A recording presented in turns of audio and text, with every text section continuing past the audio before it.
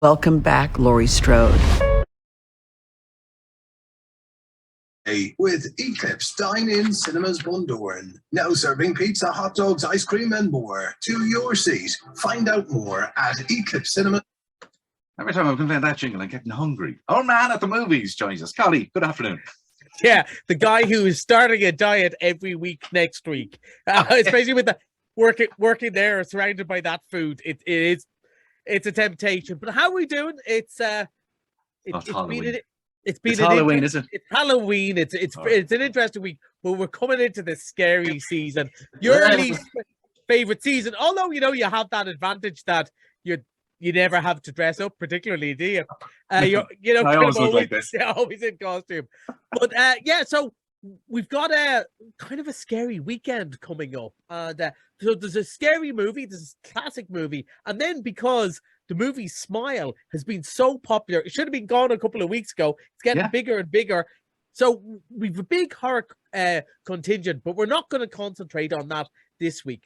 But I suppose we will start with what will be the most famous movie this week. It's on the picture behind me. It's Halloween Ends. Now, I know what you're thinking.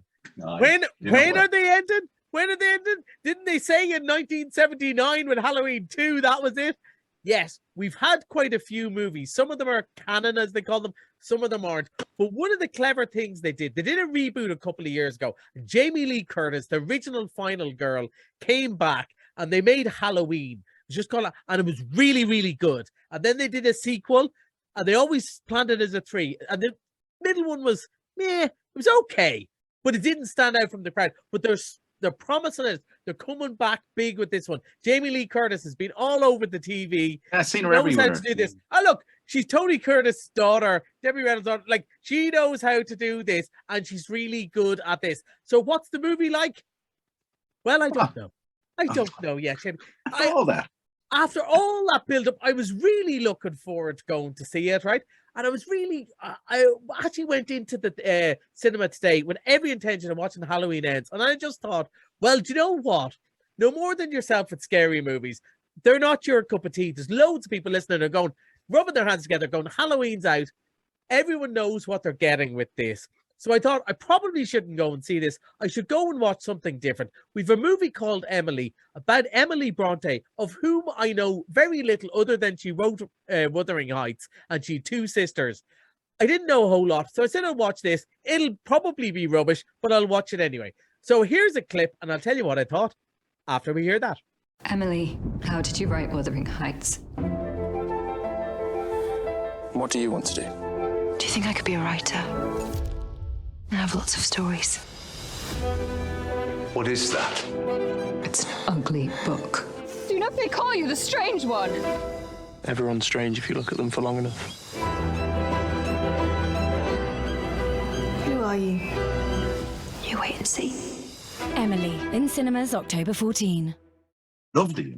Yeah, and like it's wild and windy moors are all great through it. But I have to be honest with you, Shamey, because we'll tell the truth here. I haven't had the best of weeks. College's been busy. I've been grumpy. I'm just getting grumpy, turning grumpy old man. And I went to the doctor the other day for something to do with my knee, and he said, "Actually, it's been ages. We're not going to start at that end." And I was going, "Oh, this is just not my week, right? This is too much. This is too much." So I went to see this, and I was going, I want to see Halloween Ends, and I was all grumpy, but I said the right thing to do, the right thing to review is Emily. So I sat down there, and it was about 5 minutes, and I was cheating. I was playing with my phone, right? I was looking at my phone, and about 5 minutes, I just put my phone down and went, oh, there's something here. And I absolutely, as you said, I got drawn in. There's an actress called Emma Mackey. People will know her from various TV shows and so on. I was not familiar with her. She absolutely stunning as the wild-eyed gothic Emily Bronte.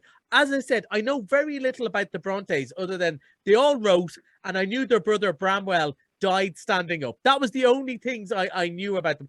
I have no idea if this is an accurate telling or it's a kind of a fantasy version of her life, and that she was kind of as wild as Kathy in Wuthering Heights. But frankly, I don't care because it's such a good movie. It's so interesting. It's all about, furtive looks and torrid romance and hidden secrets. And I suppose it is a melodrama, and not usually my cup of tea, but it's so well acted and so well directed.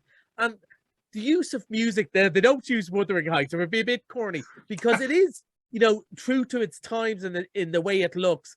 But every now and then there's dramatic music, and then the music just cuts out, and there's just silence or the sound of the wind in the Yorkshire moors, and just you're kind of looking around, going, "Something's going to happen. Something epic's going to happen." It just draws you right in. I really enjoyed this, and probably all the more, I have to be honest, because it was a surprise. I'm always worried that sometimes when you go, "Oh, it's great, you must go and see it," people go, "Oh, it was only okay." I assumed this was not for me and this would be rubbish, and I really liked it. And my sister, who is now, she knows her literature, she will know all the stories. I did text her after it came out and said, "You really should go and see Emily. I'd really love to know what you think of it." She's a PhD in English. She'll know that stuff. But I just think the story of the author will draw in. It's really good. I really enjoyed it. Well, especially if we don't know anything about her. And I don't know, I know all the books, but I don't know anything about her. So yeah, that's where and as you said, it's at. And that's who knows if it's true, but it's a compelling story, even if it's not. Okay, moving on swiftly, he said. Okay. More horror. We should mention our classic horror movie, A Nightmare on Elm Street, which I'm old enough that I remember watching it on video, rented, I think, from Cannons in Dunlow. We were way too young to rent it. Frightened the life out of us.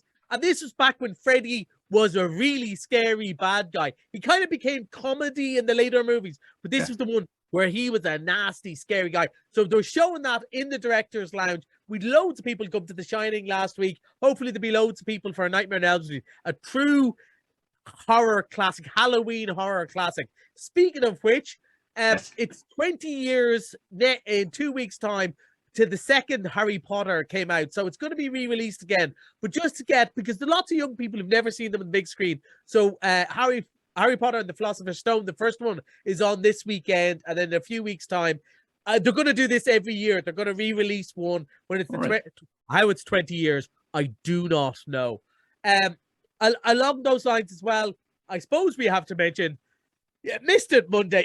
Yeah. So there was a movie I talked about quite a lot a few weeks ago, but people did go and see it at Blackbird, and people particularly went to see it when we had the National Cinema Day, and there was only a couple of euros to go and see it. So people have asked, I had a word with them, but people have asked, could we bring back Blackbird? And it's back for a $5, because I think that's about the on right Monday, folks. Yeah, Blackbird.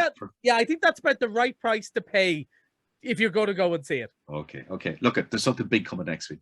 Is there? 2 big movies next week. Yes. One you and I are very excited about, the Banshees of Inisherin, Brendan Gleeson and Colin Farrell. It looks fantastic. But there's also a massive superhero blockbuster out. So go and see those smaller movies this week, like Emily and the Lost King and The Woman King, because blockbusters are on their way and it's going to knock them out of the cinema. Okay, and we could be up for Academy Awards, could we, with the Irish movie? Yeah. I really think so. And Colleen Kuhn, we mentioned it enough times, still going strong. Over £1 million. All right. Colleen, on movies. Have a good week at the movies. Back here next Thursday. See you then.